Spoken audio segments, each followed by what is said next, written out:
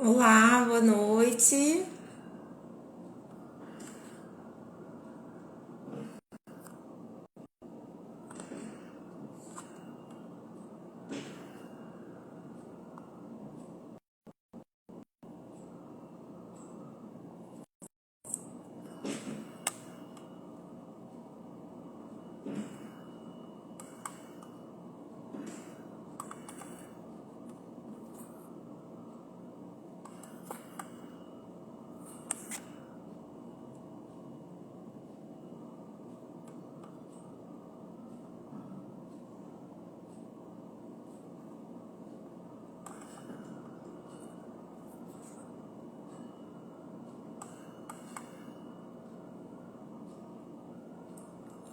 Vou chamar a Ana Luísa.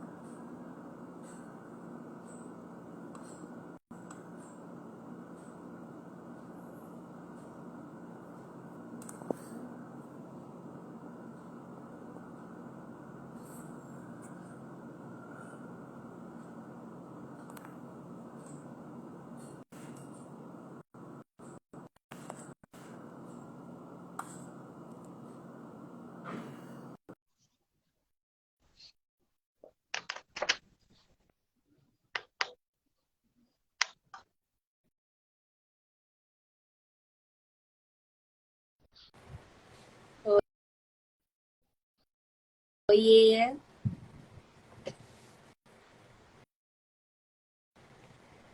Foi, Antônio?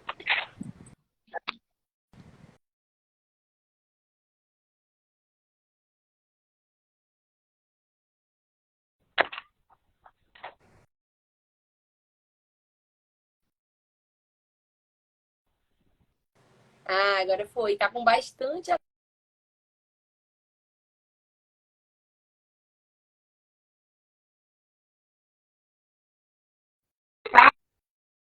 Deixa eu trocar a minha internet aqui. Oi. Melhorou um pouco? Eu tô te ouvindo bem.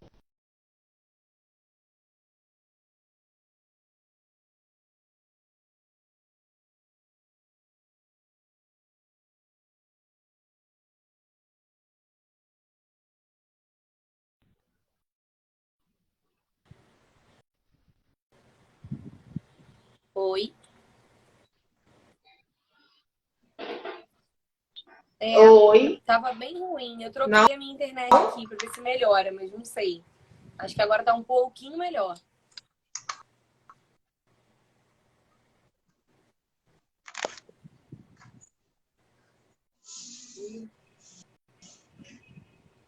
Muito atraso.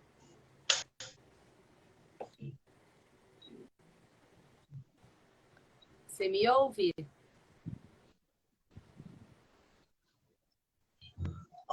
Tô te É. ouvindo. Então tá bom. Parece que tá com bastante atraso só, mas pode ser impressão minha também. Vamos ver. Isso, a imagem fica congelada direto pra mim. Agora foi. A É, minha? sim. Agora foi até. Mas estava congelado direto. Vamos ver se agora vai. Eu troquei aqui, botei a internet do 4G, que eu tô achando que aqui no meu quarto o Wi-Fi tá meio ruim. Vamos ver se agora vai um pouquinho melhor. Mas e aí, como é que você tá, Fernanda? Obrigada pelo convite. Tudo bem, obrigada pelo aceite do convite. Estou muito feliz de receber você aqui na minha página. Espero que a gente consiga dar bastante informação, que seja bastante útil tanto para a gente, né? Que eu acredito que a gente tenha.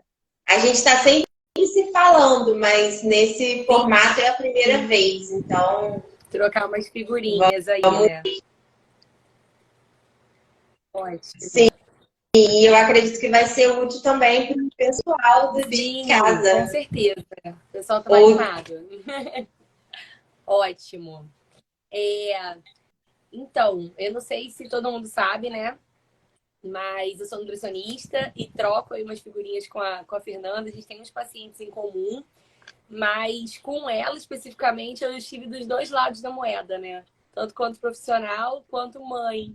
A Fernanda tratou meu filho mais novo, José Miguel, que tem, né, alergia alimentar. Então a gente fez essa introdução alimentar junta. Então eu consegui aí estar das duas pontas, né? Dos dois lados aí acompanhando. O pequenininho aí que me deu um pouquinho de trabalho com isso, mas agora tá melhorando, faz parte, né? Mas vamos lá. Você quer... É um dos motivos que eu estou bastante feliz e honrada de receber você aqui, né? Porque eu acompanhei todo o processo, né? De você como mãe e, enfim, como a profissional competente que é, e depois vê-lo lá se alimentando na página, isso me traz satisfação. Muito bom, obrigada. E assim, até pegando um pouquinho do gancho aí do Miguel, né? Com ele, a gente tem sempre um discurso, né? Sempre fala isso, mas eu pude ver na prática também como cada criança é única, né? Que eu tive a Catarina, que não teve nada de alergia alimentar, e o irmão muito alérgico, né? Então, assim, crianças com perfil completamente diferentes, e da mesma família, mesmo pai, mesma mãe, mesma genética, mas com perfis muito diferentes. E aí chega muito para mim uma dúvida que vou jogar aí para você responder, Fernanda. Essa questão de se é possível a gente prevenir, né, a alergia alimentar, o que a gente poderia fazer. E assim, não tem, né? Enfim, se eu puder falar um pouquinho, eu acho que é um tema que surge muito, né? Sim, isso é bastante importante porque existe algo, né, como você bem falou, existe algo que predispõe para o desenvolvimento da alergia alimentar, que é a carga genética, né? Então a gente sabe que um familiar de primeiro grau com atopia, né, e aí seria o pai, a mãe ou um irmão, aumenta muito a chance do bebê, né, que essa mãe está esperando, ter uma alergia alimentar. Mas eu sempre falo, né, que assim, é só uma predisposição, isso não significa que ela vai, de fato, ter, né, essa criança ela pode ter ou pode não ter. Porém, não há nada que a gente consiga fazer, principalmente durante a gestação, por exemplo, que eu tenho visto alguns profissionais aqui na cidade prescrevendo dietas durante a gestação, com o intuito de evitar, né, numa tentativa de evitar. Então, isso não existe, e isso tem que ficar bem claro, para não trazer um transtorno maior, né, para uma mãe que já está apreensiva, se ela se predispõe a fazer uma dieta durante a gestação, é porque ela pensa que isso é possível, né? Está preocupada com isso. Então, vamos tentar melhorar a vida das pessoas e não piorar a vida das pessoas, né? E todos os consensos, todas as sociedades, né? Eu gosto muito da ESPGHAN, né? Que é a Sociedade Europeia de gastroenterologia e hepatologia.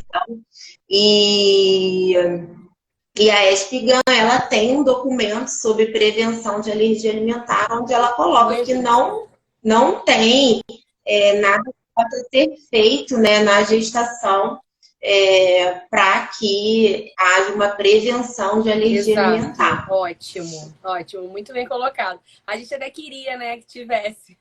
Agora eu tô esperando meu terceiro, eu adoraria se existisse alguma coisa assim que a gente pudesse fazer, mas de fato é esperar para ver qual vai ser, né? E aí a gente também, assim, eu pelo menos na minha realidade, né? Acabei descobrindo com o Miguel, ele tinha cerca de 2, 3 meses. A grande maioria das pessoas descobrem mais ou menos, né, nessa fase, né? Ainda em aleitamento materno exclusivo ou quando a criança se depara aí com algum uso de fórmula. E aí as mães que amamentam, aí sim, né? Aí sim é o momento de fazer uma dieta que cabe, né? Que tem fundamento essa dieta materna, né? Com a exclusão aí do que causou, o que está causando a alergia. Então é importante a dieta materna nesses casos, né? Nos casos de amamentação, aí começa essa intervenção e aí começa toda essa história. Quando a gente pensa na alimentação do bebê, né? Que de fato ela começa desde do aleitamento materno. E aí você tem alguma coisa para colocar também nesse sentido, de dieta materna, enfim, só para a gente contextualizar antes de começar de fato a introdução alimentar. Sim, então, como você bem falou, né, a dieta ela só deve ser iniciada a partir do momento que se suspeita, né, da alergia alimentar. Então, normalmente, o primeiro alimento que a gente pensa é o leite de vaca, por ser o mais comum e por ser o maior causador, né, da alergia nos bebês. Sim, nos bebês que são dessa faixa etária, né, de aleitamento, que é ali entre 2 a 5 meses. Então, a gente retira, mas numa tentativa de inicialmente fazer o diagnóstico, né? Então, você retira por um período que pode variar de 2 a 8 semanas, retira o leite de vaca derivado da dieta da mãe, no caso, e na sequência, né, após esse período, você reintroduz. No momento que você reintroduz, obviamente, na retirada, o paciente, né, o bebê, ele tem que ter melhorado dos sintomas que motivaram a retirada. E aí, na reintrodução, quando ele recorre dos sintomas, aí sim você faz o diagnóstico da alergia alimentar. No caso, quando o alimento retirado foi o leite de vaca, você faz o diagnóstico de alergia à proteína do leite de vaca. Sim, que é o mais comum mesmo, né? O que a gente mais vê aí recentemente. E aí, enfim, né? A gente segue. Peraí, que entrou alguma coisa para mim aqui. A gente segue aí nesse aleitamento materno exclusivo. Não existe indicação nenhuma de antecipar a introdução alimentar ou atrasar, né, a introdução alimentar quando se pensa no bebê com alergia. A gente segue o mesmo protocolo de uma criança não alérgica. Então, às vezes chega para mim também, eu quero antecipar porque tá na dieta, tô na dieta há muito tempo, prefiro que ele coma logo. Ou, eu preciso retardar essa introdução alimentar por conta da alergia. Essa recomendação, regras gerais, né? Ela não existe. A gente tem a mesma recomendação para o bebê não alérgico, que é de iniciar essa introdução alimentar com 6 meses, mais os sinais de prontidão. Assim como a gente faz com qualquer outro bebê. Quais seriam esses sinais de prontidão, né? Sentar sem apoio, com mínimo de apoio, levar os objetos à boca, ter interesse aí pelos alimentos, diminuição do reflexo de protusão. Então, tudo isso é avaliado no bebê, juntamente com a idade de 6 meses, e estando tudo bem, essa introdução alimentar, ela acontece, ela começa normalmente. E aí, pensando em normalmente, né, é muito bom a gente levantar essa bola de que a introdução alimentar, no geral, ela é muito parecida, né? Uma coisa ou outra que a gente tem de alteração mas ela não é nenhum bicho de sete cabeças, né? Nada que precise gerar muita aflição aí nos pais. Ela deve fluir de uma forma mais tranquila. Então, quando a gente pensa, por exemplo, nos métodos, né, de introdução alimentar, BLW, tradicional, a participativa, um bebê tanto alérgico quanto não alérgico, ele pode fazer, né, qualquer tipo de introdução alimentar. Então, a família fica livre para decidir isso. Não existe melhor ou pior método, né? Tem o que a família se adequa, ou que o bebê se adequa, né? Às vezes a família tem uma expectativa e o bebê acaba tendo outra preferência.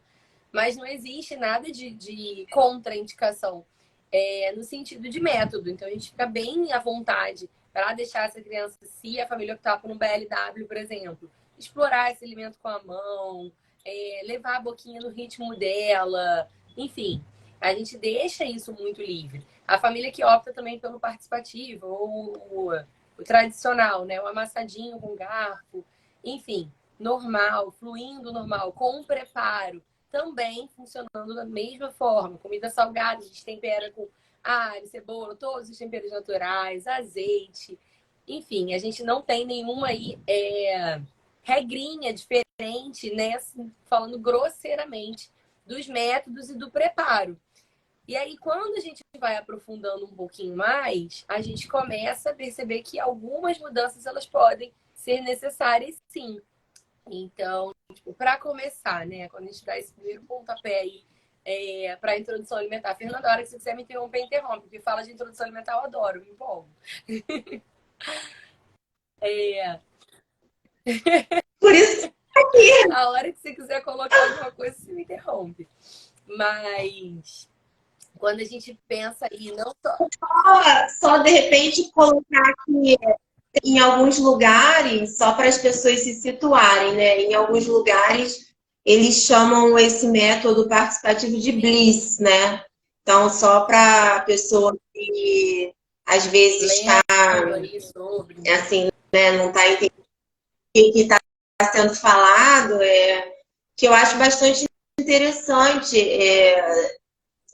esse participativo, porque o BLW, né, vamos dizer assim, raiz, né, que é aquele que você não pode interferir em nada, tem que somente a criança se alimentar, às vezes é um pouquinho complicado no início, a criança pode perder, não perder, mas talvez dar uma desacelerada na curva e aquilo trazer um pouquinho de ansiedade para os pais.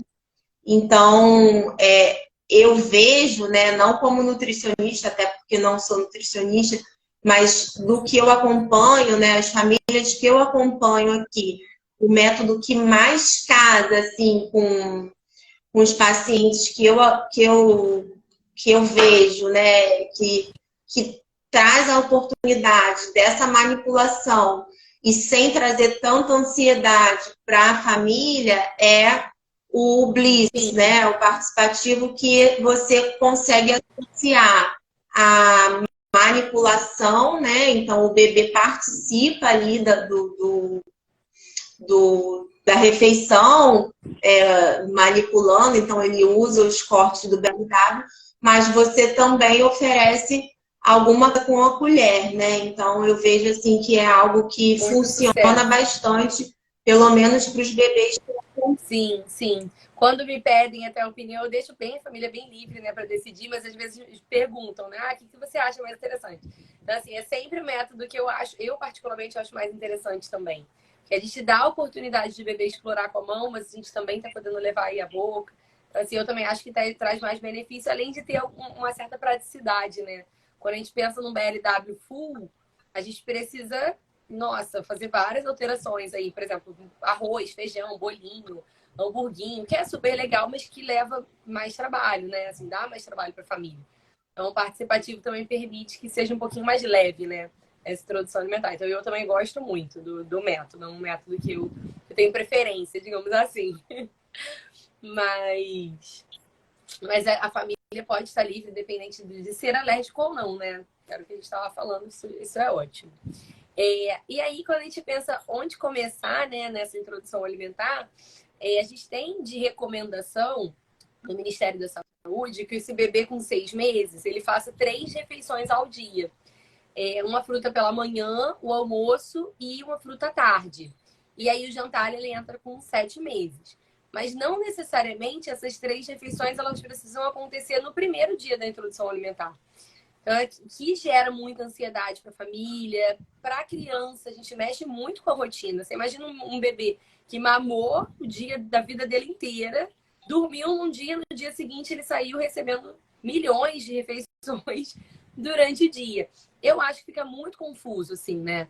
Eu costumo fazer essa introdução alimentar um pouquinho mais lenta, até para a família se ambientando, se organizando, esse bebê se familiarizando aí com cadeirinha, enfim. E ainda com 6 meses a gente faz essas 3 refeições. Só que a gente vai começando isso mais devagarinho. Então, no geral, eu peço para a primeira semana ser uma semana de fruta, um horário, né, de fruta. A segunda semana a gente entra com almoço.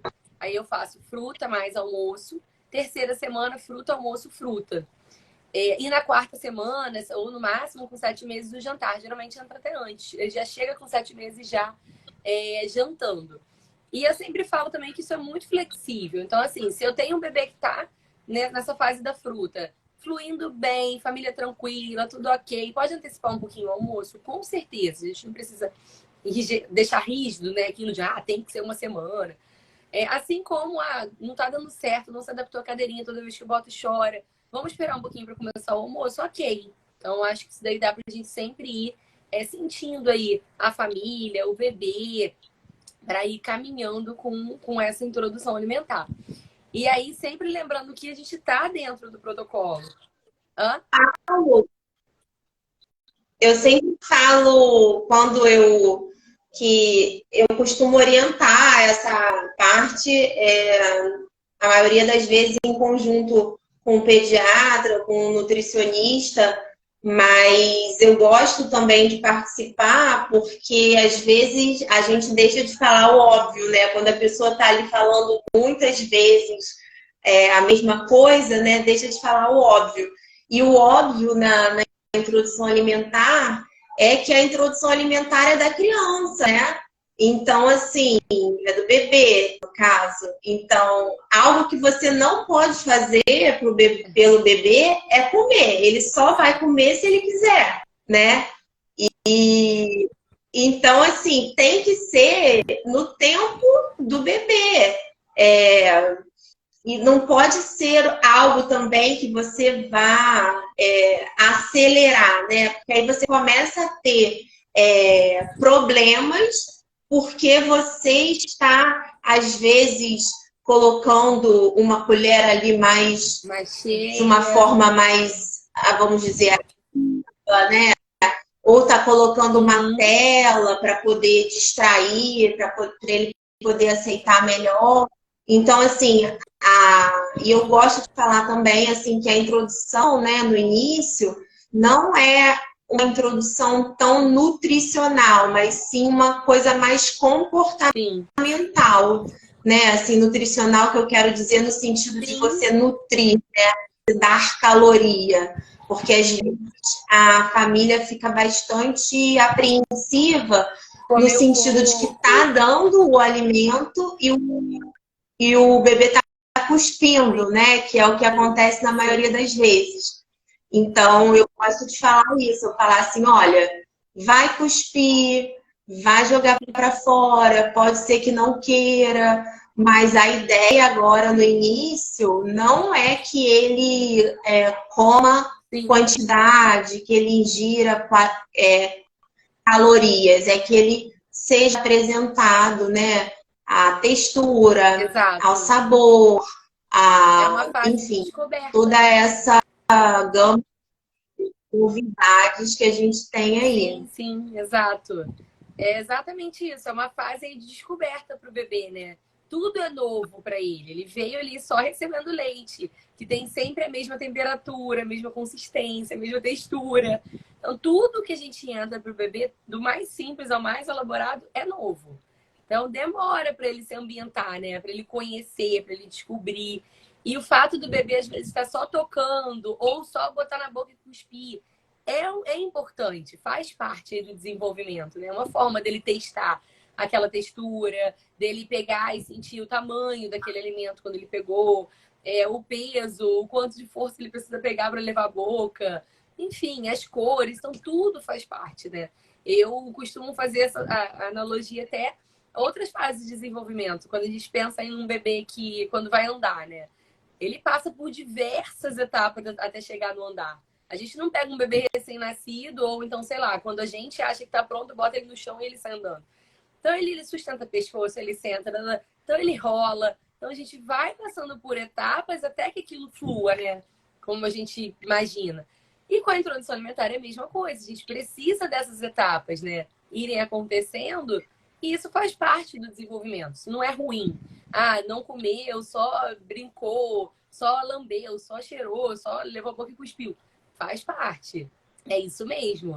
É bom, né? É bom que isso esteja acontecendo. Já é, Exato, já é ótimo. Então, assim, sempre respeitando esse tempo do bebê, né? Dando tempo aí para esse bebê entender, processar e essa introdução alimentar fluir de forma mais leve, né? Mais tranquila. Eu sempre dou essa organizaçãozinha aí de introdução alimentar. Com relação às frutas, né? Não existe fruta contraindicada na introdução alimentar. Todas as frutas, elas podem fazer parte da introdução alimentar do bebê. O que a gente não usa até 1 aninho é o suco da fruta, né? Mas a fruta em si, ela tá podendo estar fazendo parte, todas elas.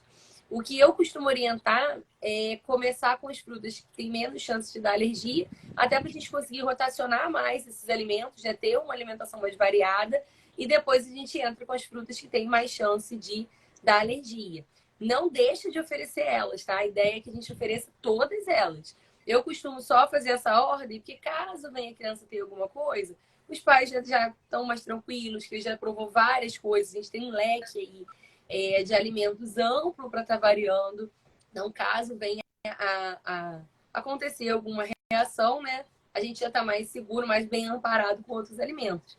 E aí eu lembro que o Miguel, ele reagiu a algumas frutas, apesar de não ser muito comum, né, essa reação aí com fruta, mas ele reagiu. E aí, na época, você me deu uma explicação super legal, e aí eu super queria também que você falasse disso, com relação aos agrotóxicos, enfim, é o que está envolvido aí também nesse tipo de reação, né? sim, eu gosto quando eu faço essa orientação, né, de introdução alimentar, eu peço para a família sempre dar preferência às frutas orgânicas, porque elas são mais saudáveis, né, de forma geral, e pensando nessa questão da reação, a gente tem a possibilidade da reação à fruta, né, e que não é tão comum, mas já que a gente está falando de um bebê que é um bebê atópico, então ele tem uma chance maior de reagir a qualquer alimento, né? Mesmo que essa reação continue sendo infinitamente baixa, né? Então, assim, o que a gente tem que colocar? Que a reação, ela pode ser ao agrotóxico ou algum conservante, por exemplo, banana, eles colocam uma resina, me parece, né? Eu não tenho, assim, um conhecimento muito aprofundado, mas me parece que é algo para a banana não amadurecer tão rápido. E aí, essa resina, ela pode fazer com que os bebês reajam. Então, eu já tive casos de bebês que reagiam à banana do mercado, né, comum, e não reagiam à banana orgânica, banana prata, né? Então, não seria uma questão do tipo de banana, entendeu? Eu acho isso importante colocar. E outro ponto importante, que aí seria também mais uma especificidade dos bebês, né, alérgicos, os bebês que já têm diagnóstico de alergia alimentar, não que eles sejam alérgicos a essas frutas, né, que até eu prefiro fazer dessa forma, porque eu acho que é um pouquinho mais confortável para mim, e eu acredito que para a família também. Uma fruta nova, a cada 72 horas, né? Então, se você nunca deu uma fruta, você espera as horas para dar uma outra fruta que você também não tenha dado. Mas isso seria assim, um excesso de precaução para caso haja uma reação, você ter como identificar, né, se for uma reação mais imediata, qual foi a fruta causou, né? que causou, Sim, né? sim. Eu lembro do meu filho, a gente fez assim, até ele reagiu várias frutas. Eu fui sorteada, né, assim, a dedo. Deus pegou e falou, nutricionista, eu vou dar um filho bem. Mas ele teve algumas reações e foi bom a gente tá. Mas de médico e nutricionista tem mais, tem aquela história familiar, né, de parentes de primeiro grau, eles esqueceram de colocar ali que filho de médico e nutricionista também tem. Pois é, e Davi escolhi um marido que foi alérgico na infância, então não teve como muito fugir. Mas a gente seguiu assim, né? Algumas frutas a gente dava esse intervalo de 3 dias e foi bom, porque aí consegui observar o que de fato estava causando, né, para ele a reação. Ele teve mamão, banana, enfim. Sim. E aí aconteceu também isso, você falou. Ele reagiu à banana no início, ele reagia à comum e à orgânica, os dois tipos. Aí depois avançou um tempinho, aí você comentou, testa a orgânica de novo, Ana. E aí quando eu testei a orgânica ele não reagia e a comum ele reagia. E aí ele ficou um tempão assim. Aí depois eu consegui dar a comum e hoje em dia ele come, enfim, os dois tipos, não tem problema. Mas ele passou por uma fasezinha que ele aceitava só a orgânica, sem ter reação, né? Quando eu dava comum, ele reagia ainda. Então, assim, bem curioso. De fato, isso é bem relevante, né? E aí, o que a gente quer... tá. Então, aí, falando desses intervalos, né? Acho que é legal até a gente pensar no outro intervalo que a gente costuma trabalhar aí com os pacientes que a gente tem em comum, é quando a gente vai dar essas proteínas principais, né? Então, carne, peixe, frango, enfim. A gente sempre também trabalha com um intervalo aí de, vamos dizer, de segurança, né? Para a gente garantir que vai conseguir observar caso tenha alguma reação aí nesse bebê. E aí, normalmente, eu oriento que a primeira a ser testada seja frango ou as famílias que têm hábito, carne de rã. Eu não costumo prescrever carne de rã para todo mundo, porque tem gente que não tem hábito. Inclusive, a grande maioria das famílias não tem hábito, né? Então, eu sempre vou de acordo com o hábito familiar, que eu acho que é muito importante a criança estar inserida ali no que a família come. Então, quando não tem esse hábito, que a grande maioria, eu começo com frango. E aí, faz o franguinho por uma semana, sem nenhuma alteração, sem nenhuma outra proteína principal. Ficando tudo bem, a gente passa para outro tipo. Aí peixe, uma semana, carne bovina, uma semana. Então a gente vai aí progredindo, depois o ovo, enfim, vai sempre dando esse intervalinho aí de 7 dias, que eu sei também que é como você faz, né? Que a gente já trocou aí alguns pacientes e a gente tem a mesma conduta, né? Nesse sentido. Até assim, essa história da RAM, né? Eu não estava nem lembrando, porque eu realmente não trabalho mais com RAM, que eu acho extremamente desnecessário um trabalho. Eu tenho essa premissa assim na minha vida. Eu quero melhorar a vida das pessoas, eu não quero piorar a vida de ninguém. Então, eu acho que não tem necessidade de você ofertar RAM. Se a família come, se ninguém ele come, enfim. exato. Por que fazer isso, sabe? A não ser assim, eu nunca tive esse tipo de paciente, nunca no consultório, nunca no fundão, um paciente que não pudesse comer nenhuma proteína, somente RAM. Pode ocorrer isso, e aí sim você lançaria mão de uma proteína assim que a criança pudesse consumir. Mas fora isso, eu vejo que é um alimento que é de difícil acesso, de uma segurança às vezes duvidosa, um preparo difícil. Então, não vejo por que você lança a onda de RAM para alimentar um bebê, né? Então, acredito assim que, salvo raríssimas exceções, né? E aí é claro que esse paciente ele vai estar com um especialista, né? E o especialista vai indicar qual é a proteína que ele vai se alimentar. Mas, de forma geral, que a maioria dos pacientes tem alergia é ao leite de vaca mesmo, né? Então, os pacientes que têm alergia à proteína do leite de vaca, eles não precisam comer rã, né? Então, acho que não Exato. nenhum sentido. Sim, sim. E aí, proteínas a cada uma semana é mais como a gente faz para as frutas, uma questão de precaução mesmo, né?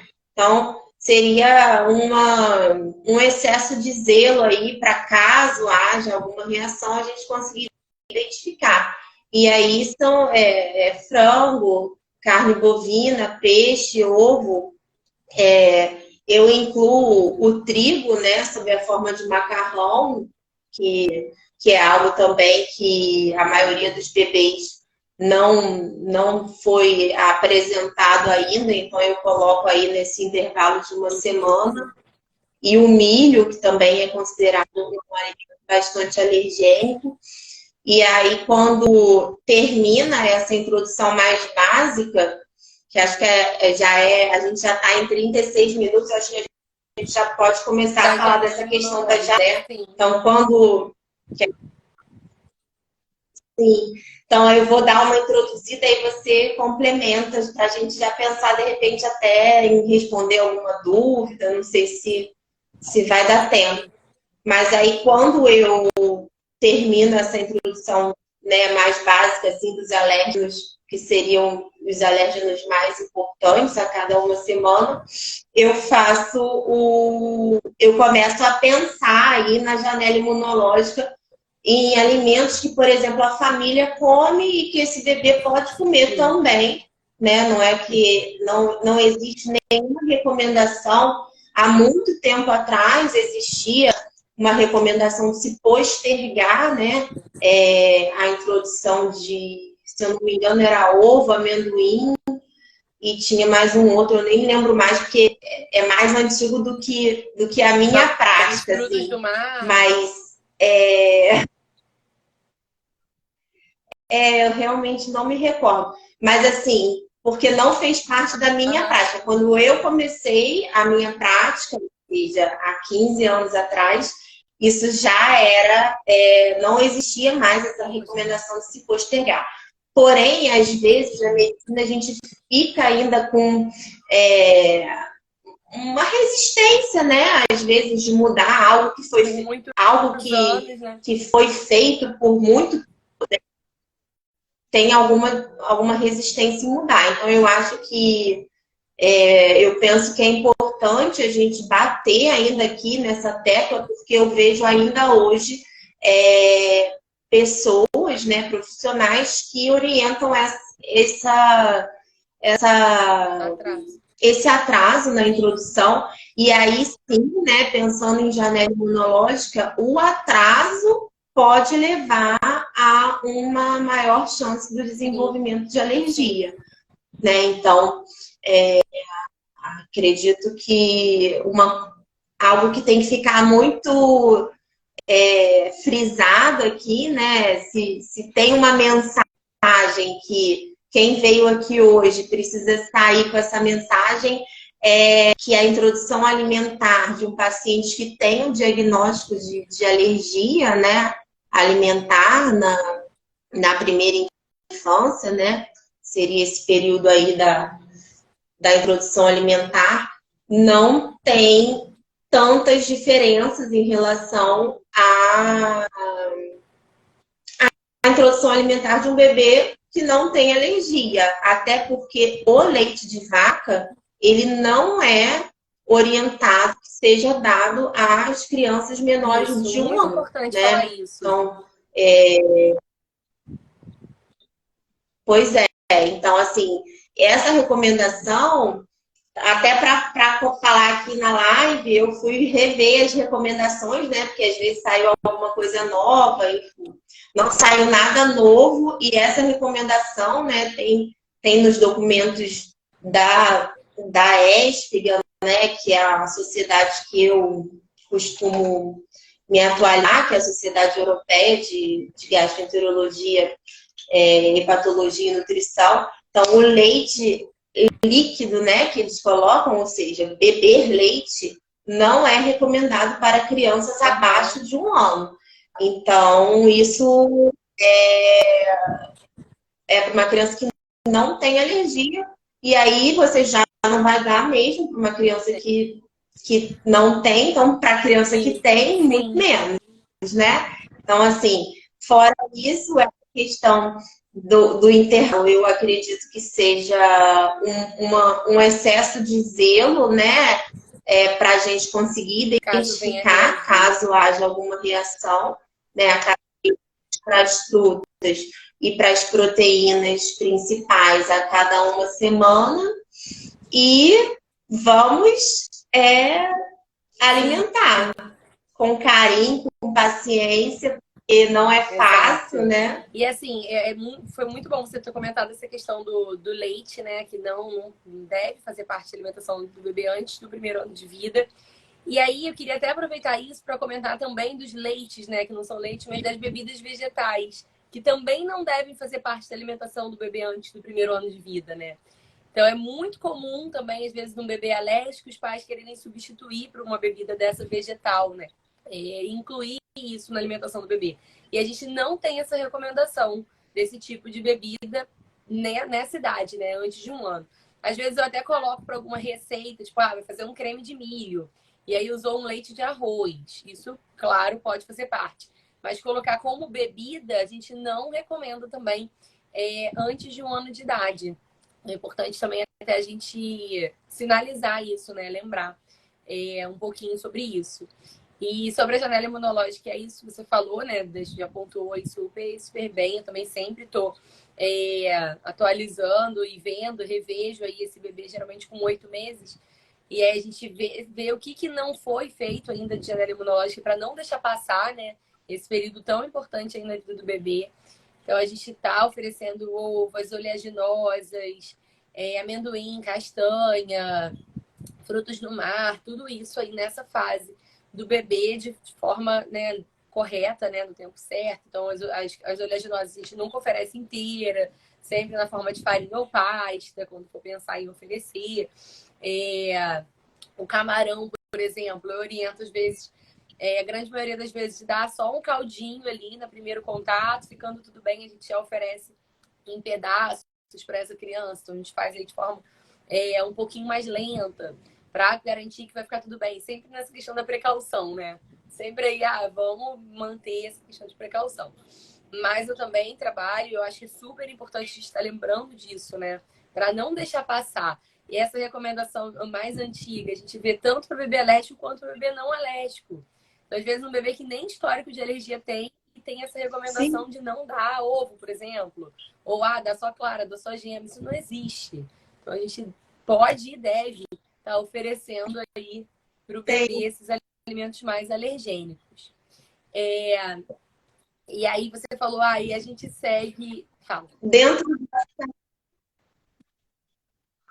Não, eu tô só... Você falou dessa questão do camarão e dos crustáceos, né? Pensando aí nessa questão da janela e dentro ainda dessa minha premissa aí da qualidade de vida e de não atrapalhar a vida de ninguém, eu li, né, em um desses documentos que essa questão da janela assim, você vai oferecer o máximo de alimentos possíveis, né, nesse período.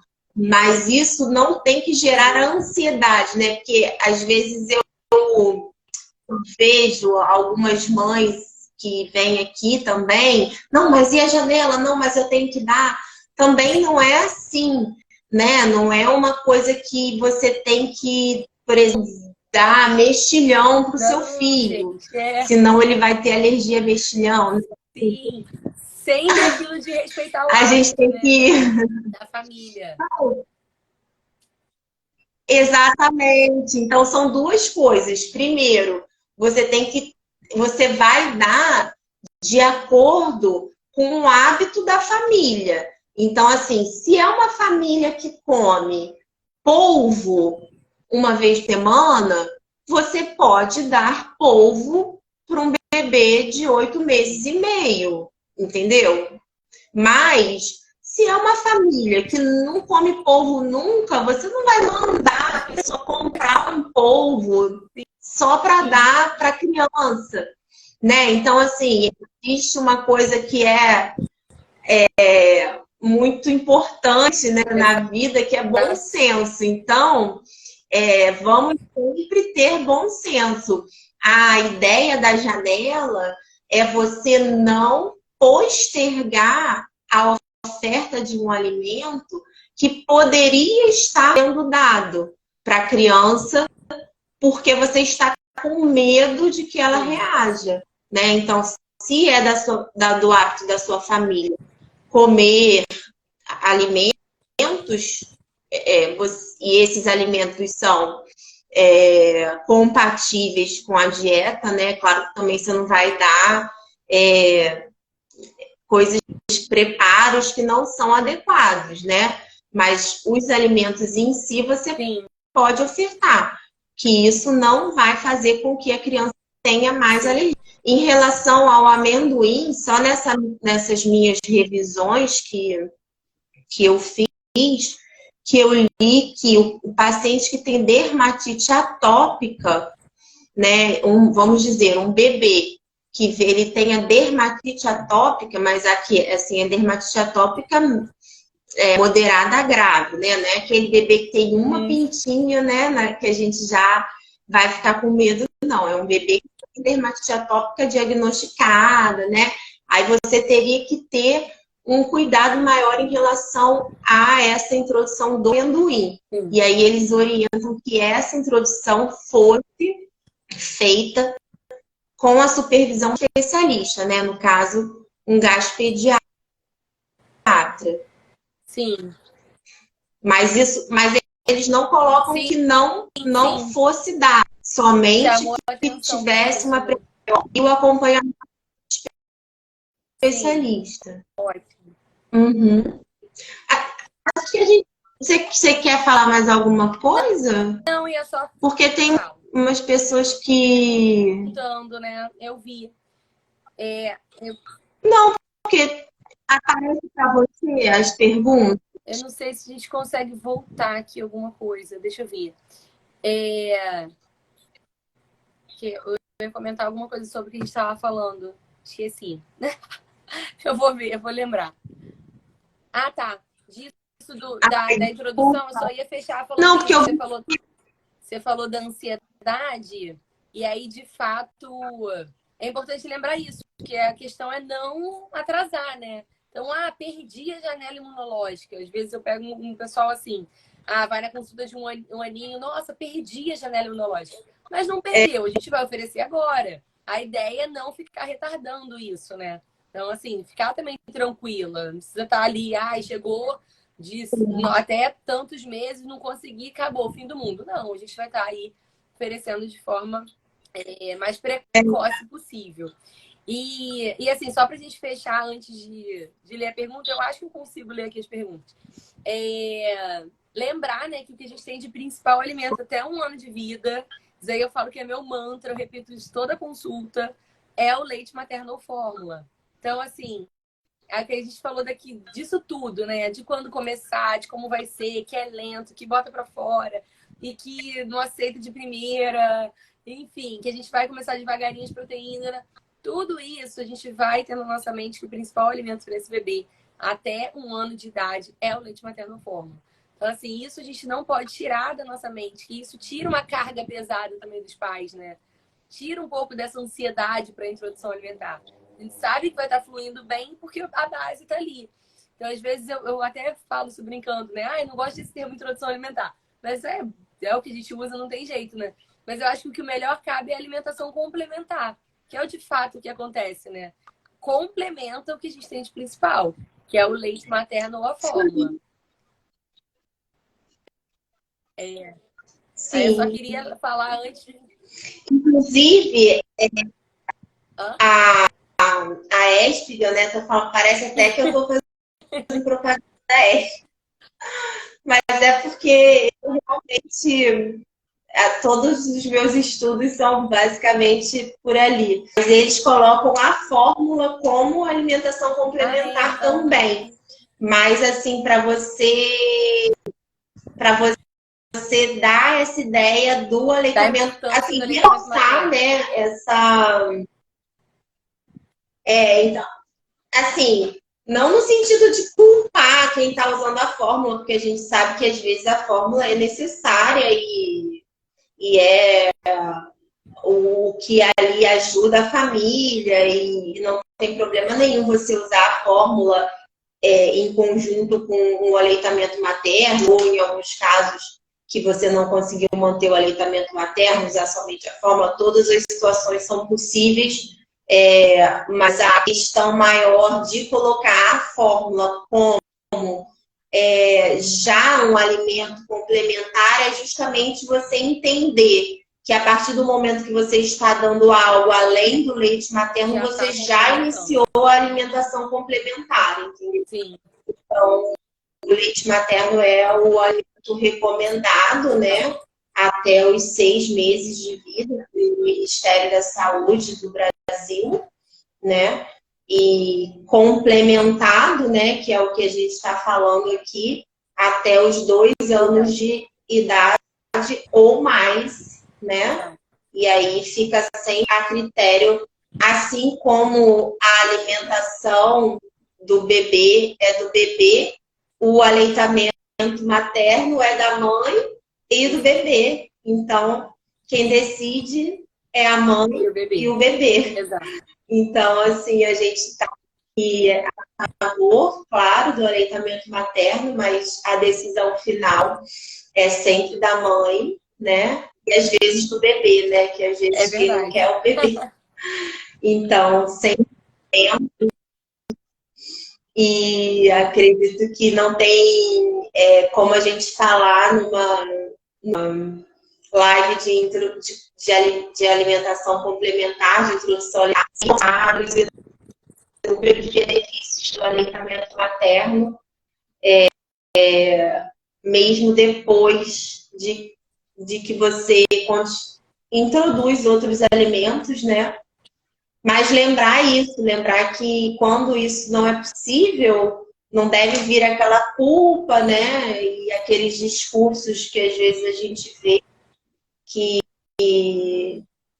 culpabilizam a mãe por não estar amamentando, que a gente sabe que às vezes realmente Sim. não foi possível, apesar de todo o Esforço. desejo, todo Sim, esse cada esforço. realidade é uma realidade, né? Não tem jeito.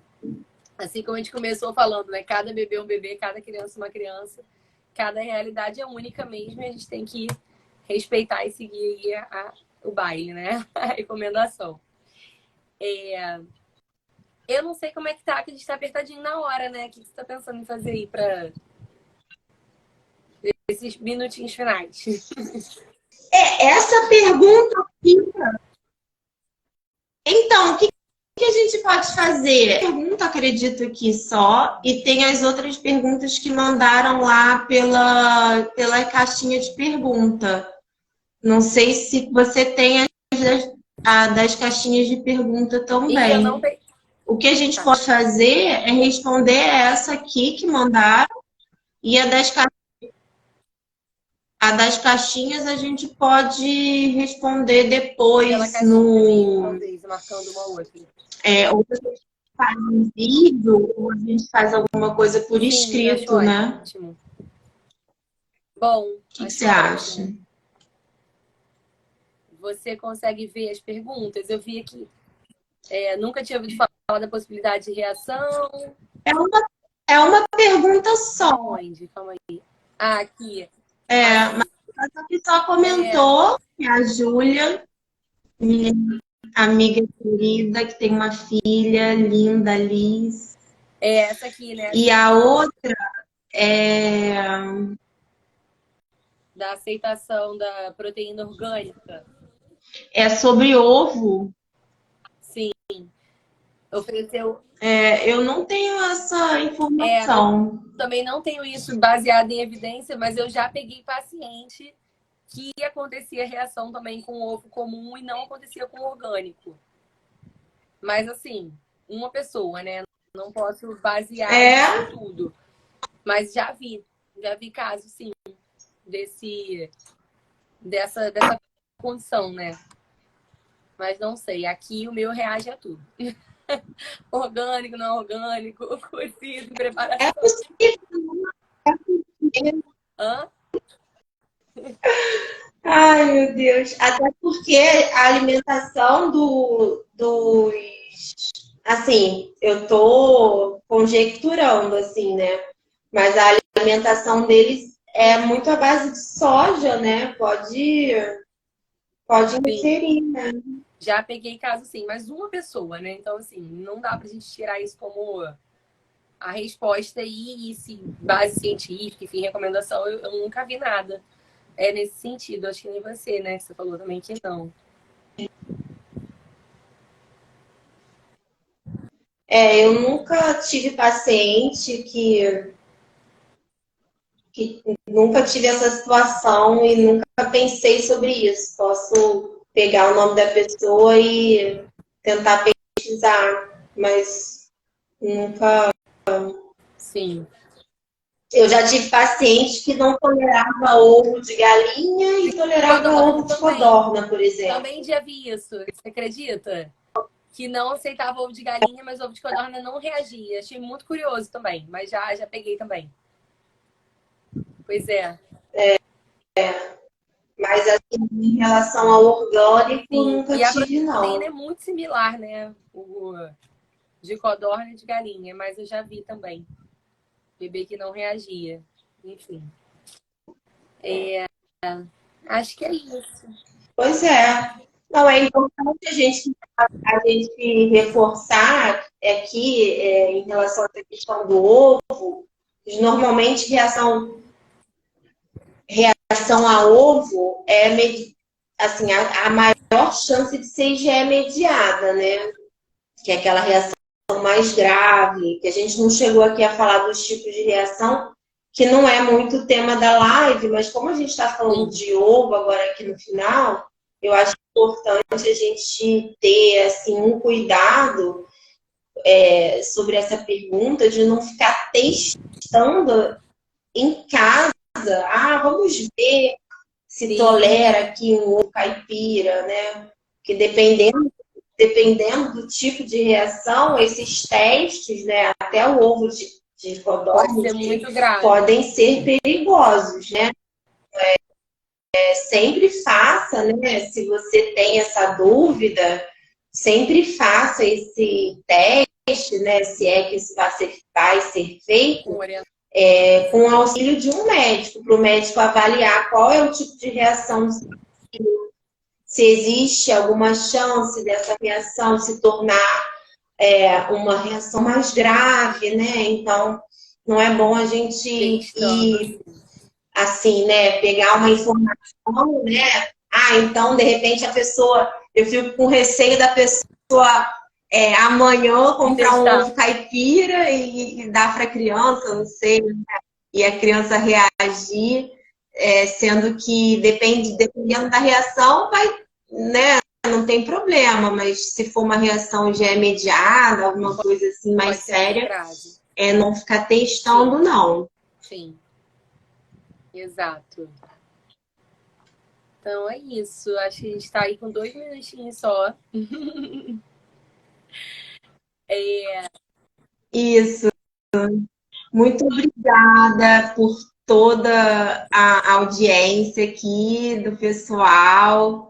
Obrigada, Ana, por ter aceitado e por ter dividido comigo seus conhecimentos. Acho que você é uma pessoa muito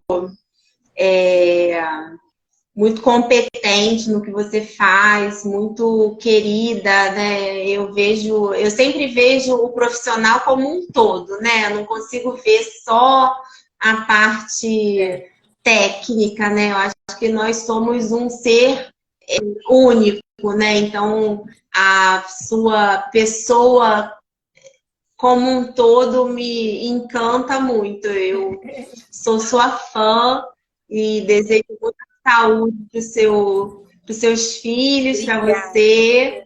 E é isso. Fica bem, estamos juntas. Obrigada. E aí tem né? Agora temos um sorteio. Tem um sorteio, né? Agora eu vou fazer. Vou só fechar também para Não, eu não vou fazer, eu não vou fazer ao vivo. Tá. Eu vou ver aqui e vou fazer e depois eu vou divulgar. Aí que eu consigo divulgar também no meu, tá? Tá bom? Muito obrigada pelo convite. Foi ótimo estar aqui com você, trocando uma ideia super admiro. Eu que agradeço. Eu fico brincando quando chega paciente seu, eu falo, nossa, estamos em boas mãos. Que a gente sabe que vai ter uma conduta aí super correta, super assertiva. Que bom. Enfim, muito obrigada pelo carinho, pelo convite, por cuidar do meu pequenininho aí. A gente tá até te devendo visita para atualizar aí como é que ele tá. Então, obrigada duplamente, como mãe e como profissional. Obrigada mesmo, Fernanda. A gente vai se falando sempre.